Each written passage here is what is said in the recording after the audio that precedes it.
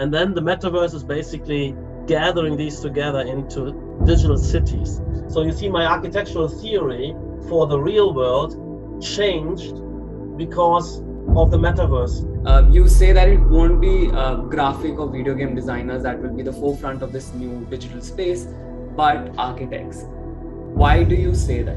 Architectural students fresh out of school, maybe they've never professionally worked as architects in the physical world, they're going to go into become metaverse architects. We cannot say real. Real and virtual are not the oppositions, because the virtual is as real because it's part of social reality. You can be 25 and you can be super productive and generate, wealth, even as a teenager. Patrik Schumacher. He's the principal architect of Zaha Hadid Architects, one of the biggest and most popular architecture firms in the world. Of late, he has been talking a lot about the metaverse. He believes architects will be at the forefront of it. But what does it mean to be a metaverse architect? And what will this new world look like? We'll get the answers to these questions and so many more. Welcome back to Blessedarch, and today on this channel, we are in conversation with Patrik Schumacher.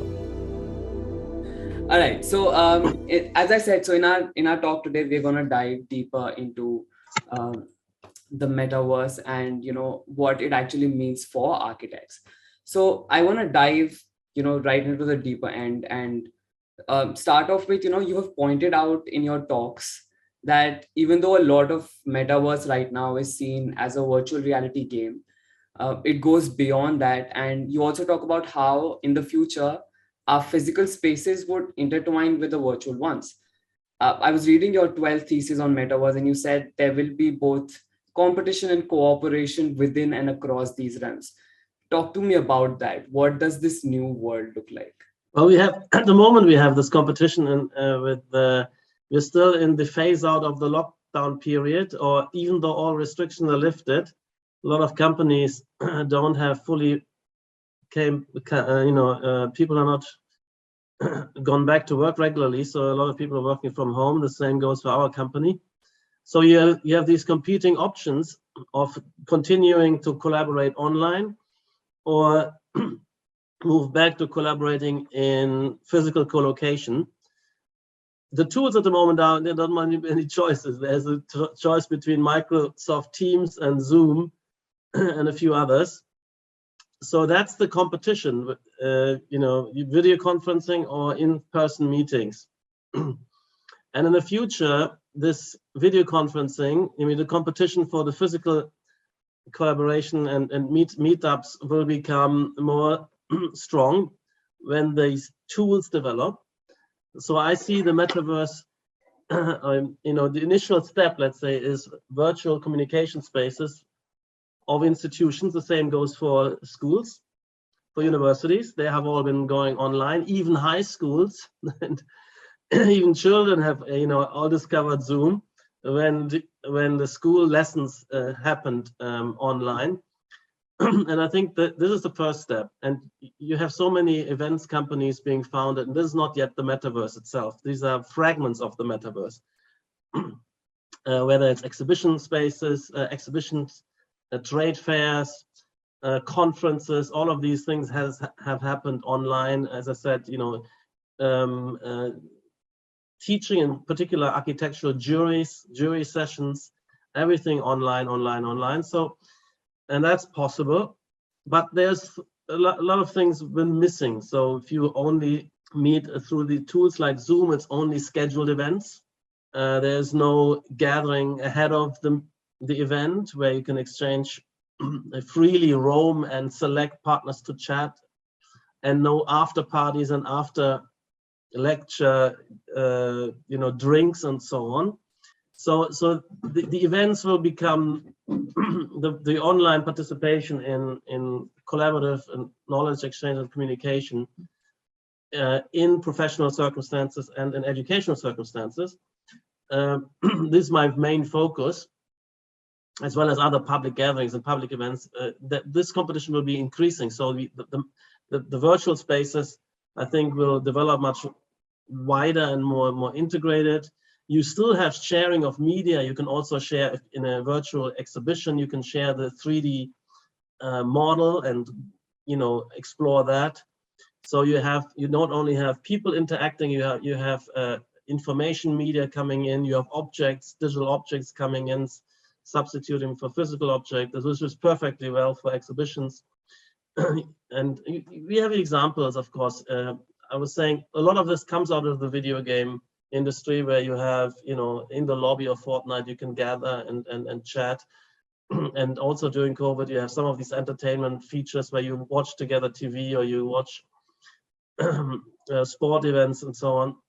So I think this competition will increase with virtual environments. And then the metaverse is basically gathering these together into digital cities, where you get the university campus, and then some social chat rooms, and then some retail outlets, and then an exhibition space, and you'd say university close or research close startup companies. And then you share and mix, and you have much more chances to have serendipitous encounters, meet new people, and it's more lifelike, more like urban life.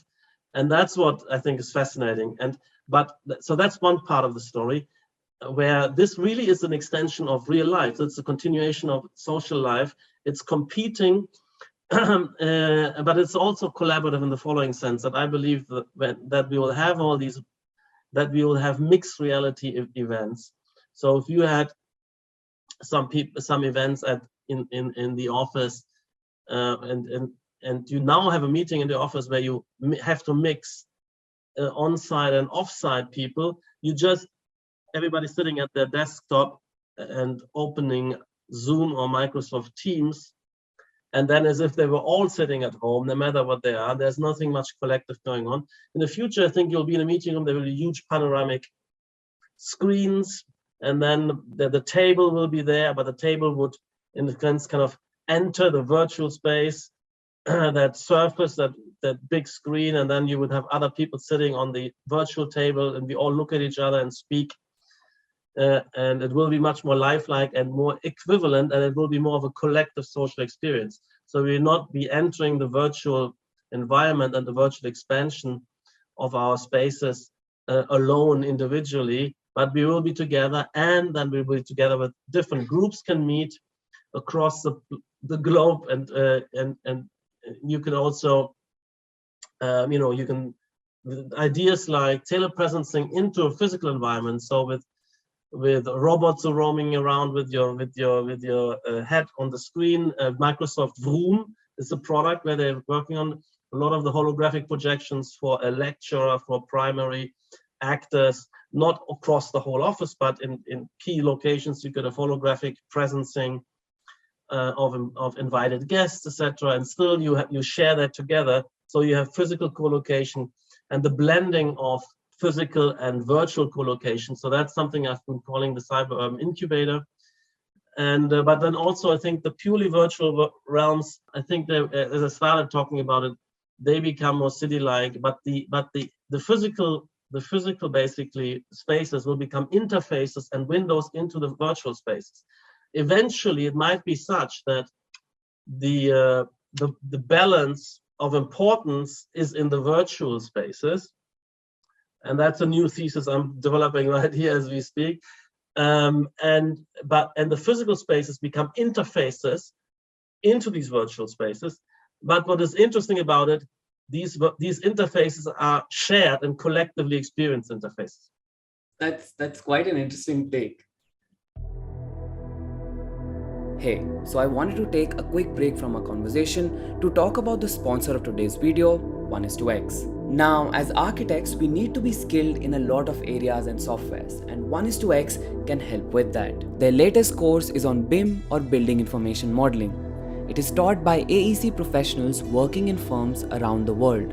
It not only gives you practical experience by making you work on a rebar structured capstone project, but it also offers placements. And you can complete this course while you are working. Since BIM is being adopted by more and more firms around the world, a recent study found that BIM professionals are paid 40% higher salaries as compared to their colleagues. So now is the best time to invest and specialize in it. And if you're planning to do so, I would recommend 1:X. The link will be in the description below. And now let's get back to our conversation. In your thesis, you also mentioned the architects takeover. You say that it won't be graphic or video game designers that will be the forefront of this new digital space, but architects. Why do you say that?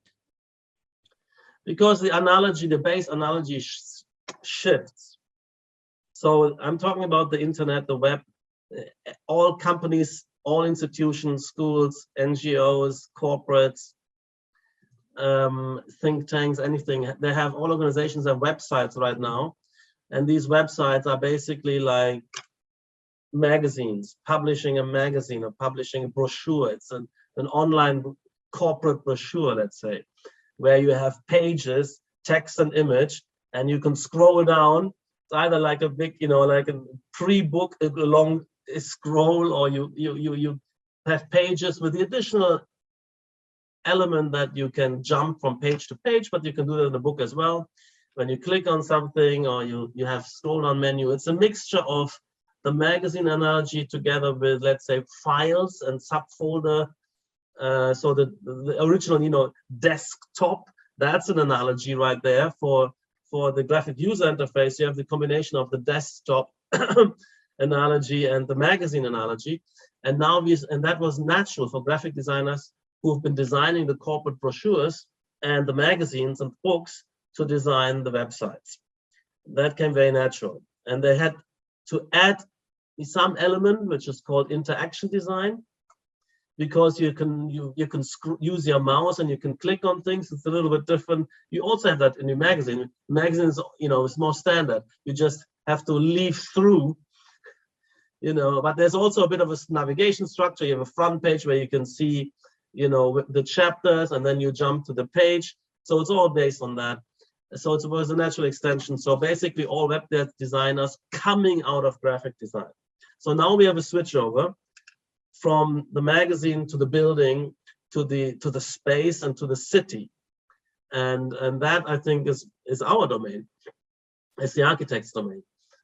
How to structure and arrange spaces and make the spaces such that users can configure to communicate, and also how you project information and how you place objects, and furnish out these spaces, buildings and cities, public spaces, urban spaces, architectural spaces.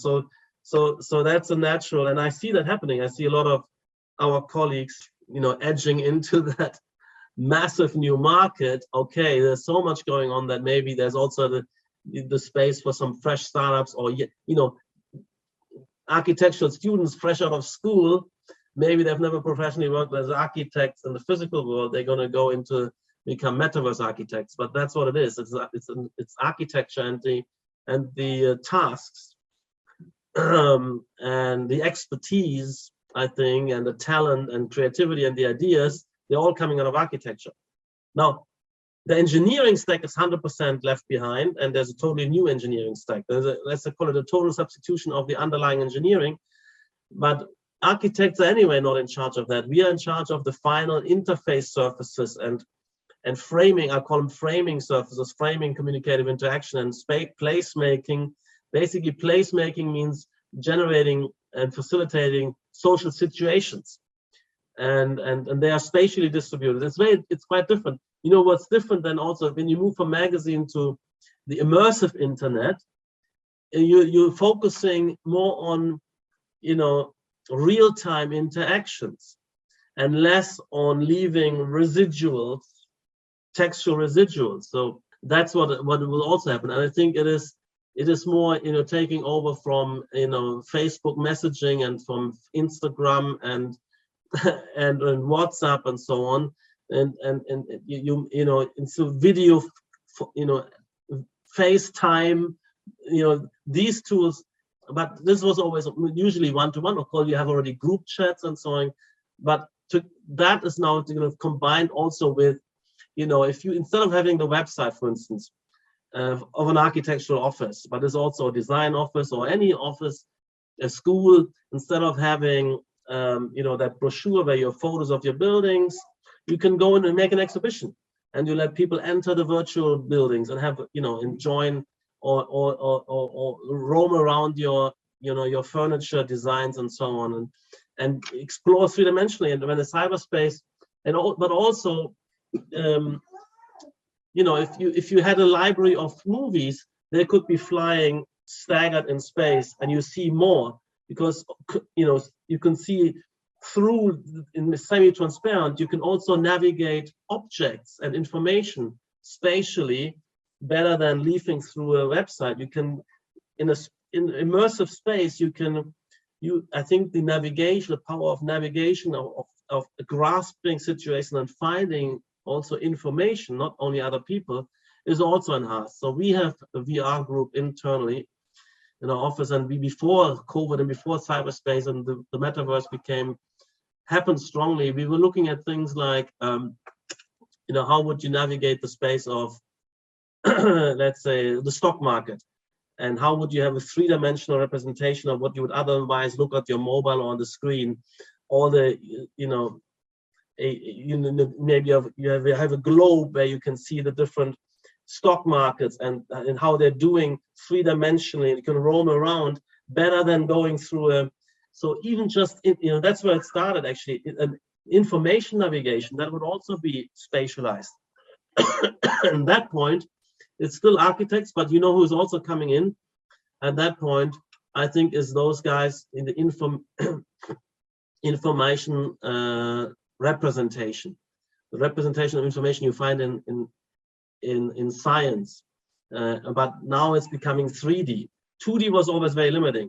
You have a graph with only 2 axes. Now you have a third axis where you can have 3 variables interfacing, and you have a 3-dimensional surface of dependencies, and you can make matrices, and you can, I think that's another topic I haven't so much written about yet, but was on my mind, and that's where actually the original idea of cyberspace from the 90s was focusing more on that element rather than on the real-time interaction element. But I think both is very important, and the real-time interaction is the one which is more important and more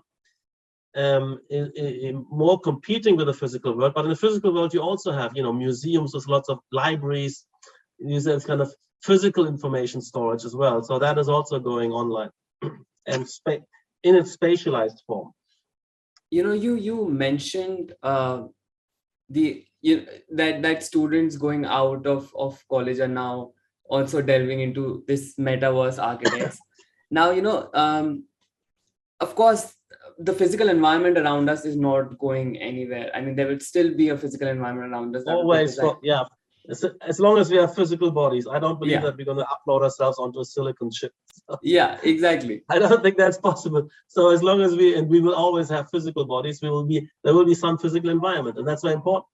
And we have to think together the physical environment and the virtual environment. They have to be conceived together, and that means it's architects again. But do you think there would then turn out 2 different fields within architecture, one that deals with physicality, one that deals with virtual spaces, or will it just become another scope of work for architects? Well, there's degrees of specialization we can expect. I think there will be firms who work across that divide. And I believe that Zaha Hadid Architects, we are like this because there's a lot of clients who want both at the same time. Most clients will still have physical premises, most organizations. There will be some which will be purely virtual. There's no premise, it's only virtual. I think there will be some organizations, but I think the bulk of organizations, particularly our current clients, all of them want to have virtual spaces, but they already have physical spaces. Or our current clients want new physical premises, and we convince them that we should also design related virtual premises for them. But that is perfectly best done together, because they should feed off each other. So that there's a unity of, let's say, organizational presentation in the world, that your online shops should have something to do with your physical shops, or your online, the corporate conferencing, or your virtual university spaces might have something to do with a similar ethos and aesthetic and so on, and recognizability with your physical campus. So I believe that's going to lead to the idea that there will be firms that will take on both. Now, inside the company, there might be degrees of specialization, although I find that it's pretty seamless. So, for instance, it's similar to interior design and architecture. There's a certain degree of division of labor emerging, where you have some purely interior design companies, purely, and they start to, and I don't like it, they start to pick up some of the interiors we would naturally wanted to have done. And so we have founded our internal interior architecture branch or department so that we can do that together. And there's a degree of specialization with team members, but myself, for instance, as you know, I'm working with both of these, and I make sure that we have a strong synthesis, and that's the way I wanted to do. So I do believe that there will be purely metaverse and virtual world architects and virtual space architects, virtual environment architects. That will happen, but it's still one discourse. The same as with industrial design or product design, furniture design. So I'm always fond of remembering the Bauhaus, where you had urban design architecture, industrial design. I mean, that means product design. You also have textile design and graphic design. So ultimately, even when it comes to graphic design, I mean, we've developed our own typography. We're laying out our own brochures and so on. When it comes to web design, we are interfacing. We haven't done that before, but I think the design disciplines are one discourse. So also here, I would say there will be degrees of specialization, but there will be some companies like Zaha Hadid Architects. We operate across all these divides, and we will certainly also work in both. We won't give up our, real physical urbanism, architecture, and physical interior design. We're also doing physical furnishings, product, and actually fashion. That belongs to it as well. And fashion, as you know, is going to be very important in the metaverse, because as I said, it's a substitution of social life which you would otherwise have in the real world, and you will care about dressing up for particular occasion, and you will care and worry about what character you project, how do you characterize yourself through your wardrobe, and so that's the answer. So yes, there will be degrees of specialization, but this is a specialization within a field which has unity, and the unity becomes now stronger in terms of for architects, because we are now getting very strongly involved in designing the internet, ultimately, the immersive internet. While you were speaking, maybe because I'm just not used to listening it as much, but it felt weird to me when you sort of mentioned physical urban design or physical furnishing. Because we generally I had to be careful. We cannot say real. Real and virtual are not the oppositions. I think that's not good, because the virtual is as real because it's part of social reality. Yeah. Our conversation is real. We might have chosen to meet in person, or we've chose to meet in Zoom. This is equally real because it's part of the continuity of our life. What is unreal or what is wouldn't be part of one unified social reality if we are reinventing ourselves of strange avatars in a fantasy video world, which has no connection with our professional life, with our real persona. So that would be. So I say, also you say virtual reality. Virtual reality is a form of reality. Yeah. But I use it. I'm saying not any VR is reality in my sense. Anything which is continuous with social reality, with our lives, and not an escape from it, and not a second life. Yeah. Which has nothing to do and is nearly like an afterlife, after hours life. That I wouldn't. I mean, there will be spaces for that, but I'm not so interested in those spaces, quite frankly. So I'm not myself a video game player, so I can't talk to that. And of course, in the Fortnite lobby, that's real social life. But when you go out and in these games and you pick up other personas, and there's the rules of the world, and your behaviors have nothing to do with what you could and would do in real life. There makes sense to distinguish between real life and fantasy life. So I'm not interested in fantasy life. I'm not saying that there isn't a role for that.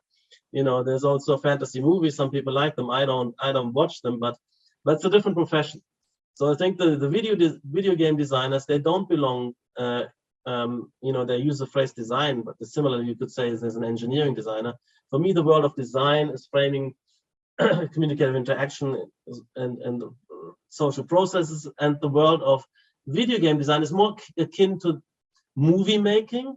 So it is more akin to literature, to art, to mass media, entertainment. It's a different industry. And I mean, it's not that I'm saying I'm dismissive of this industry. We need it. It's just a different world. It's a quite different criteria of success. It's about transporting into another world to let you identify with very different situations, and maybe sometimes it's pure thrills, pure spectacle, but it also could be quite reflective. Movies are great. We need them. I mean, good movies, but it's confronting the current social reality maybe with other possibilities. And that's it's a different profession. So I will make a strong distinction here, and you don't find much crossover there.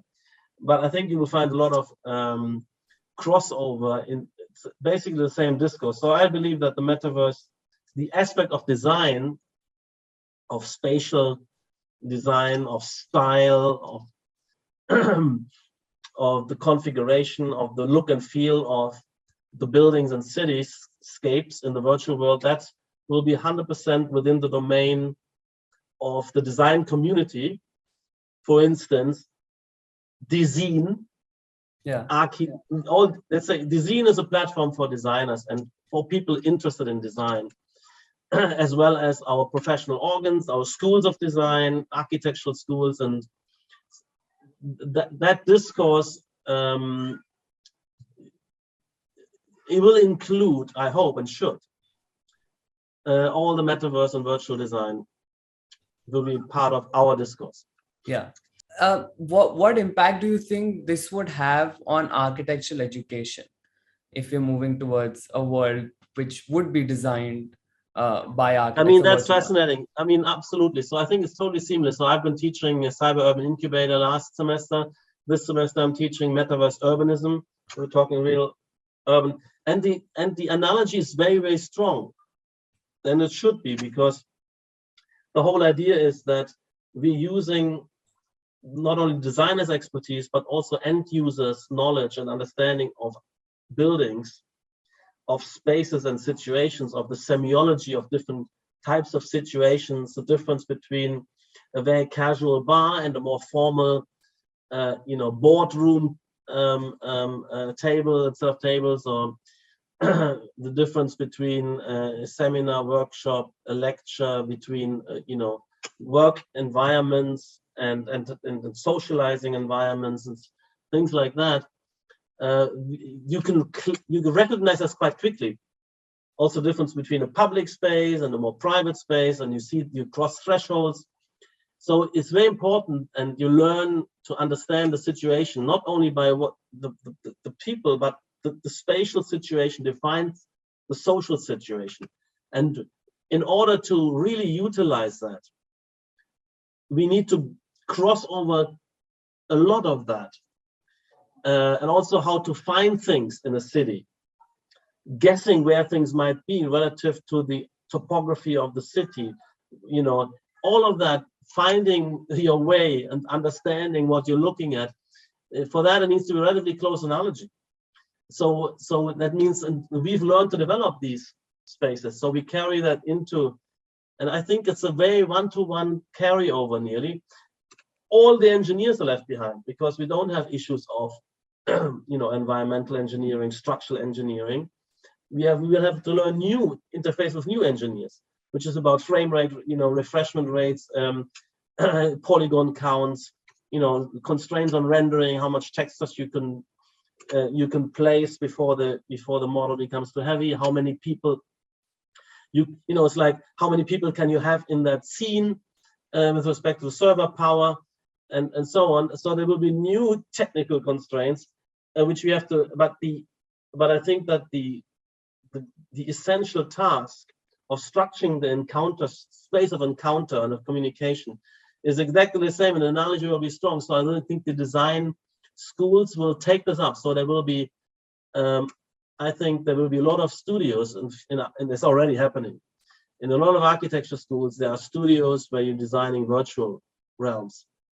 And so you will have the choice, and then there will be some studios where you precisely what I've done last year, where we design both the physical and virtual together.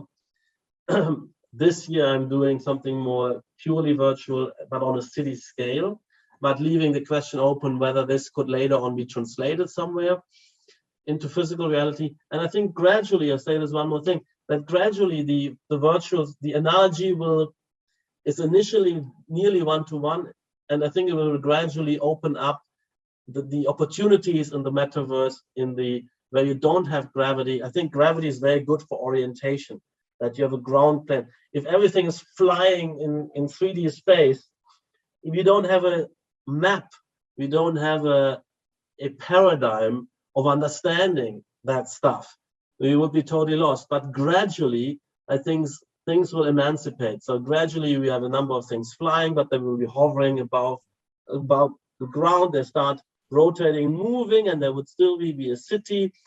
And so I think in 20 years, the analogy would be, you would have more degrees of freedom, that this world becomes more different because you're climatized and you bring the audiences with you. But I think there will be still limits. Why? Because I think we are living a physical world.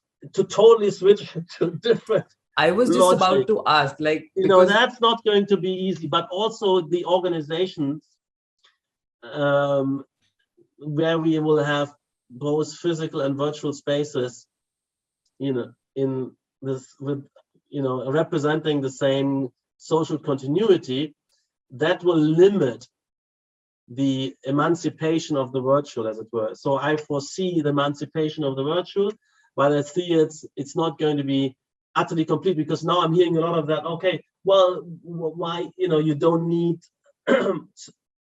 gravity? Why isn't everything kind of let loose? And I think that's disorienting, and I don't think it will help, because ultimately this is not about a thrill, a spectacle environment. It's not a fireworks I'm watching. This is ultimately spaces where you want to be productive, where you want to communicate and make connections, exchange of knowledge. And these are working spaces. Even if it's a socializing in the evening, you want to make new friends. So there's always purposes, which isn't the spectacle of the space. So the space is just the framing, just the facilitating, and isn't itself, it should be suggestive. Maybe it gives you a certain sense of anticipation if the space is beautiful and you expect some beautiful situations. But ultimately this should be the invisible facilitating envelope, and not its own spectacle. And we have to think it through from the aspect of social functionality. But again, even from that aspect, I do foresee that a more fully utilization of three-dimensionality might evolve and might emancipate or loosen the analogy with the physical. This was actually going to be one of my questions, is the fact that, because the natural questions that arise, if you can do anything in the metaverse, why does it still look very similar to our own world? I remember Decentraland, and I saw one of the buildings, and I went up the floors, and that building had a huge space inside just filled with columns. And the first thing that came to my mind is, why are these columns even here? You don't actually require them in the metaverse. It opens up newer possibilities. Yeah, that's why I said, for instance, one of the things, it's also interesting when you look at Microsoft Horizon and the work environments there. They have tables, because it orients, and they have screens, computer screens on the table, but they have no legs. The table have no legs, and people are the only upper body. So you need, they think you need your hands to gesture, but they think you don't need legs.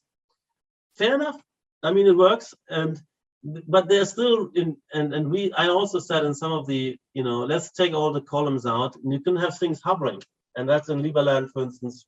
There's this plaza, and you have a hovering canopy. No point, but there's still columns could have other roles. There's a colonnade. It's a filter. It's a threshold. It demarcates a boundary, right? And that's in articulation and space making role for columns. And they can, if they're oftentimes there's space in the real world also more densely than you would need to have them, because when you then look obliquely at them, they nearly look like a closed surface. It's a bit like louvers.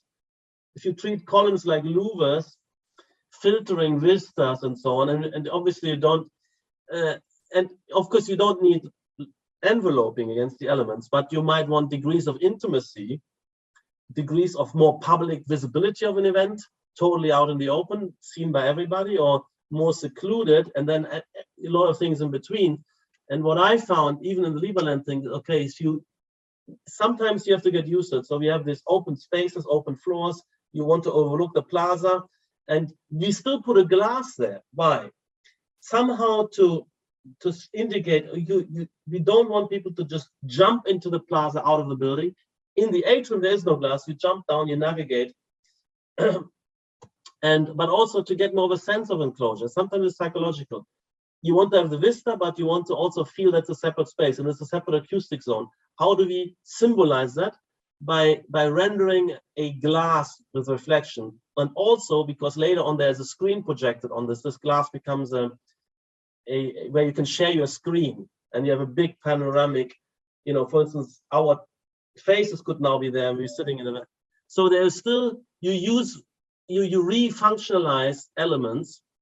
You still have walls and screens and separation, maybe even glass. Don't need it.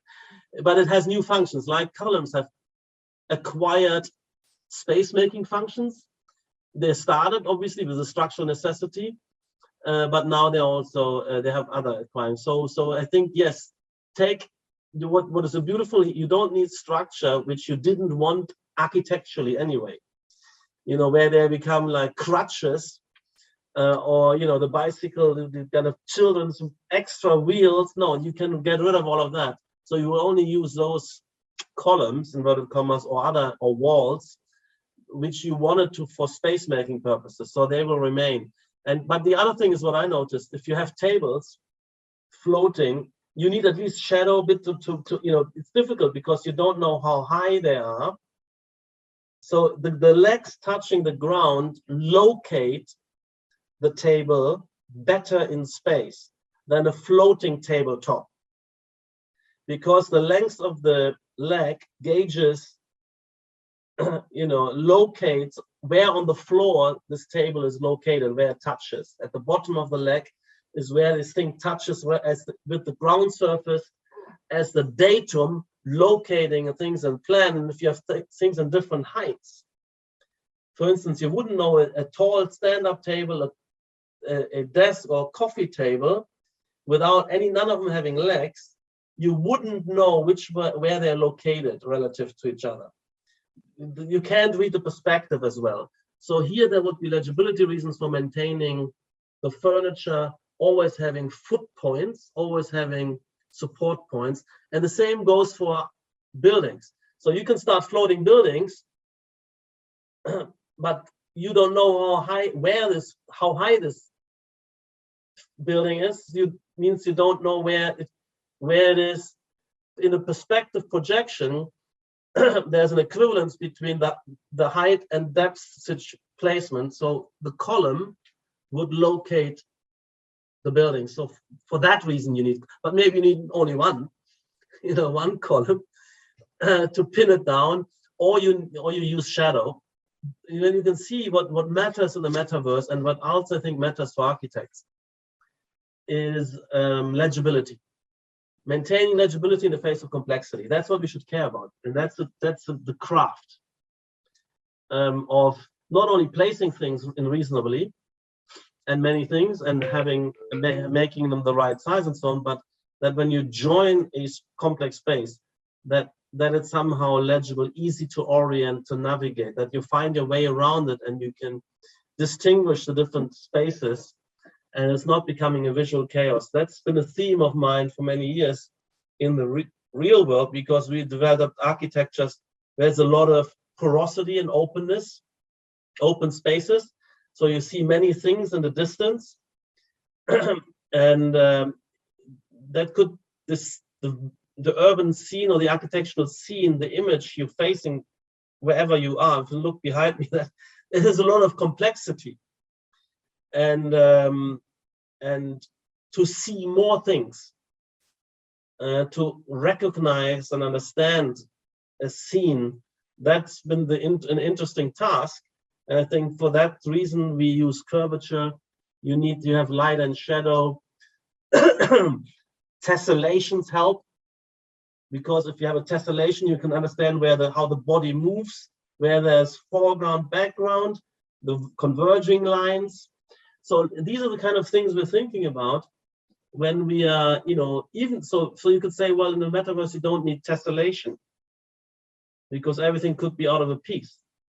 Well, again, tessellation has a plasticity enhancement and orientation advantage, because it shows you more what is foreground, background, and whether you're looking, at the receding surface or the frontal surface.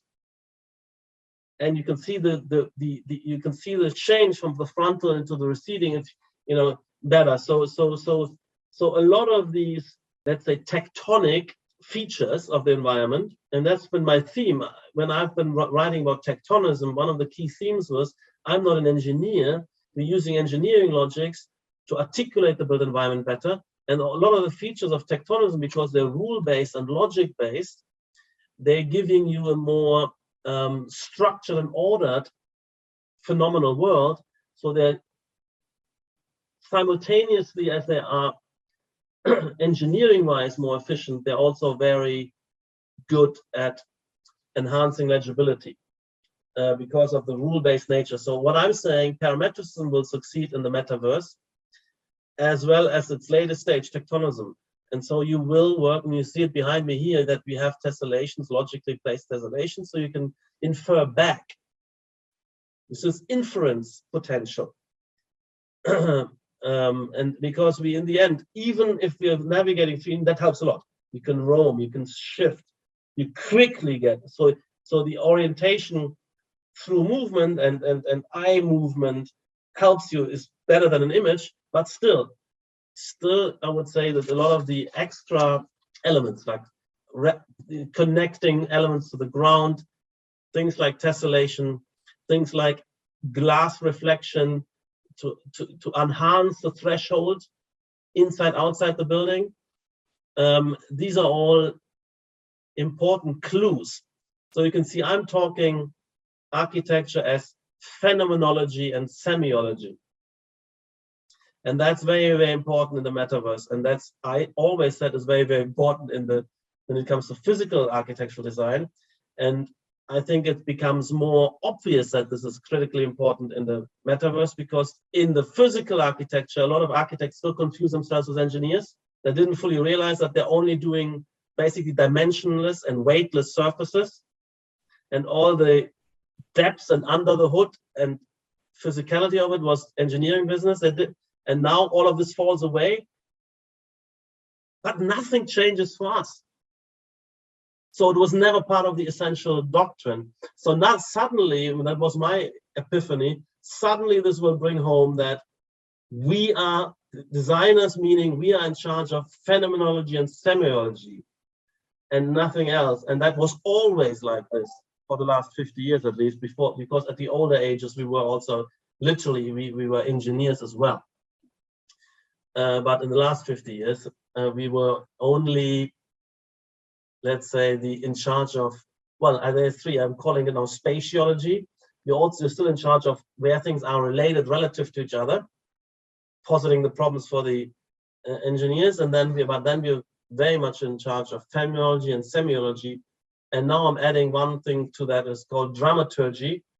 You might have picked it up in some of my writings. So dramaturgy means the element of interaction, which is in the web design, is where you click and scroll down, and things like how the environment responds. In the physical world, it's opening a door, closing blinds, rotating louvers, shifting furniture, all the things you can do and interact with. And the same, I think, in the metaverse, there will be more. There will be more things where you activate changes in the environment, responsive environments. It's easier to implement there. So I'm anticipating, and we are working on metaverse environments where you get more dramaturgy than you usually get in the built environment. But in the physical environment, do. Because every building has some things you can manipulate the space. You can pull over a screen, you can open a door at least, open the window, which means also acoustically changing the space, and you can switch on the light. That is dramaturgy. Switching on the light is clicking, it's like similar to clicking on the website to the next page. So, but in the metaverse, I think there will be more dramaturgy than in the physical world. And I didn't have that phrase before. I had only, spatiology, phenomenology, and semiology.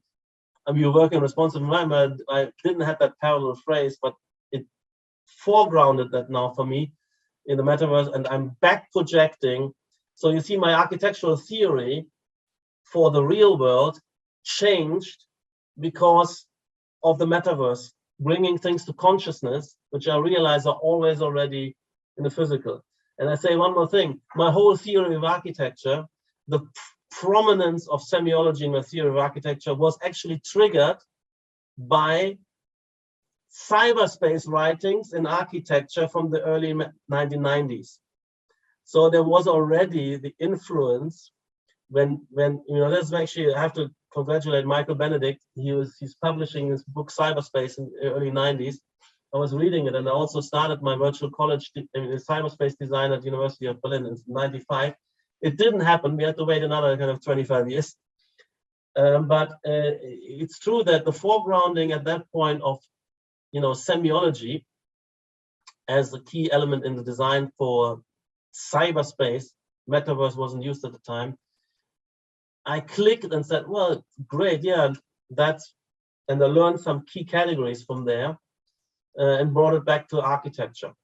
Not that, of course, architecture had its own architectural semiology discourse in the 60s and 70s, but by the time I became a student, that was all wiped out, it was all forgotten. And I discovered basically semiology, architectural semiology in the book Cyberspace. Anyway, that's a little anecdote.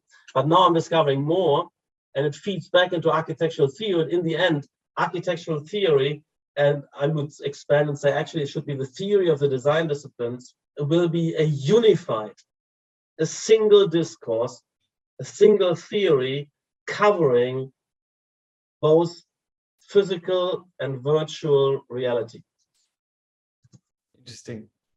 You had also mentioned Liberland, like when you were talking in between. So let's talk about that project a bit. Like, what is it?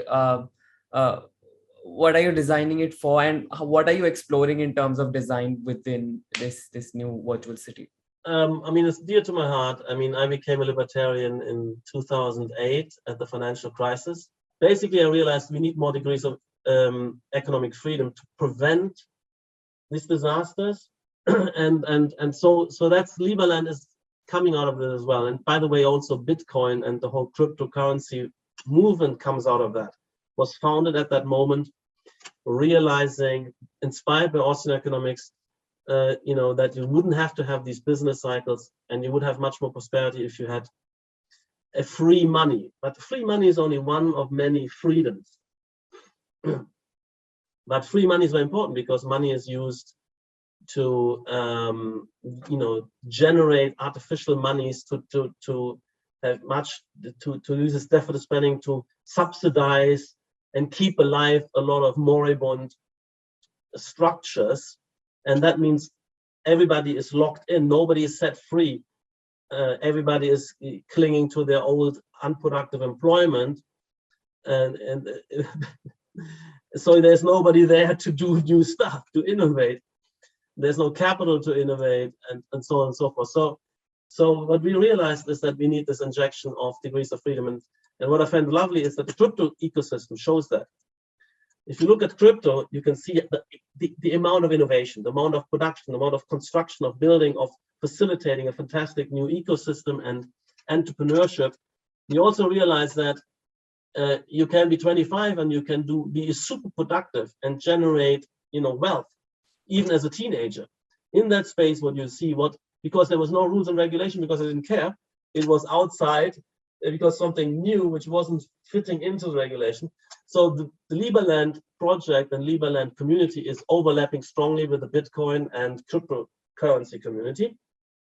Is ideologically and from theoretical underpinnings, it's based on the same idea of a libertarian economics, that we need more degrees of freedom, more entrepreneurship. So Liberland is trying to deliver this. I mean, it's difficult in a country where you have everybody is already there, locked in. They already get all these safety subsidies and rules, and you can't do much in existing political structures. Very difficult. So the idea here is that you have to find a new place where you don't step on anybody's foot, where you can say, hey, come here, a new social contract, a true social contract. I always talk about, the society is based on a social contract, but if you're born into it, nobody signed the social contract. But here you would, in a place like Liberland, you would sign a social contract. You would voluntarily join a community where the rules are different, where there's much less government, if any, where taxes are voluntary, and you find people who don't get much protection. They have freedom and responsibility and autonomy, and then see what they're making out of that. You can only do that. You can't do that in existing territory. So VIT found that piece of land, which is currently nicely located in Croatia and Serbia on the Danube. It's a beautiful piece of land. It's 7 square kilometers. So he says, well, it's larger than Monaco. Unfortunately, and I think Croatia is very short-sighted, they didn't let them. Serbia didn't want it, Croatia didn't want it, because they wanted other pieces. There was a kind of reshuffling of the border. This was kind of a leftover space. Nobody's living there, nobody wants it. But they also don't want Liberland to have it. So it's been, I mean, Liberland, we've tried to make some plans and competitions about it, and Vit Jilichka is going on the world. It's trying to, there's a lot of people who want to be part of it. 700,000 fans and would-be citizens, but nothing happened over 7 years. So finally, the idea of the metaverse came up and said, wow, let's do that idea in the metaverse first, and we're mapping it one-to-one like a digital twin onto the Liberland. It's a good size also for metaverse. I mean, it's semi-autonomous, of course. If Liberland never happens, the metaverse will continue. If Liberland happens, then there will be we can use the metaverse community and see who and if and what wants to be translated into physical space there. So maybe there's some kind of spin-off and partial settlement or utilization of Liberland, particularly if the metaverse owners and the land and the companies do extremely well.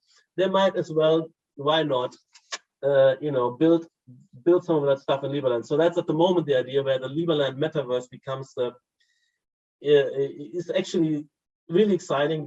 The main project of, I would say, the current foregrounded, I'm not sure if it would agree with that, with respect to Liberland, where everybody is putting a lot of energy into it. And we are partnering with Liberland as well as with the technology company Metaverse, who are doing business virtual environments. So it's business B2B oriented virtual environments. That's great technology. We have a first building. We celebrated 7 years of anniversary of Liberland with live streaming into the metaverse, 25 lectures, and have different sound zones and different groups with a lot of additional screens and final, after party, dance party, and so on. So it's happening, and the idea is primarily to get crypto companies there, crypto projects, crypto events. So I believe this is a niche metaverse, and co-location synergies. And if you do it reminds me of projects like co-working projects, particular co-working project like Second Home in London. It's about curating and bringing people together who would, in the end, they come because some others people they want to meet and interact with are there as well. So to generate these network effects with a particular ecosystem, we chose the crypto ecosystem. So it's a cryptoverse, if you like. Specifically, but of course, it then expanded with NFTs. We want to have NFT companies, NFT gallery, museum there as well. And you can also imagine of universities, maybe they put first their DeFi. I mean, now you have a lot of universities teaching crypto. So you have DeFi courses and blockchain courses, and of course, computer science. So we also see, educational events, educational courses being held there, and crypto job markets. And so we will cryptoverse. That's the idea of Liberland. And design-wise, what we're trying to do, we're trying to curate the center, and we're having a number of buildings. We want to build up density gradually, and then we will move into from a more curated and center-led designed area. Hopefully, setting some standards for quality, for style, for interest, and have good examples, high value examples, and then we can start selling land and inviting, but probably across over the counter first, to particular good fitting, additional contributors, setting up shop, and eventually sell land, and hope that the land prices will be high enough. So, and then who will come? I don't think random gambling houses will want to be there. I think it would be primarily for those companies and institutions and organizations who would make sense to be there. They want to be part of the ecosystem. We will allow later on, 100% degrees of freedom in terms of urban planning regimes. So I have these 3 layers of regimes, curated, then self-organized. So I think that the landowners themselves, district by district, can self-organize their urban rules between them. And so people who like to come to the curated zone, they can come here. They feel it's more safe because they know that what they're getting into. They come into another ring or belt of sites where they know that they can influence what's going on, but they would have to negotiate with the neighbors. And then the outer rings or other zones, I call them free zone or spontaneous order. You can build a site and you don't have to care about your neighbors. You do whatever you like. And that's the experiment here. So that's the urbanism, the urban planning idea, and the architectural idea is basically parameterism, tectonism is what we know and want to try out. And I think it makes a lot of sense in terms of having diversity and unity across diversity. So I hope that when other guys bringing architects, we will have a list of recommended architects. So we're bringing our friends and colleagues, and tectonism. We will have a list of recommended architects. I mean, it will not impose them, but I hope that, it would be wonderful to have this cluster of where we have the various other talents we usually communicate with and teach with, and ex-students and other partners would join here.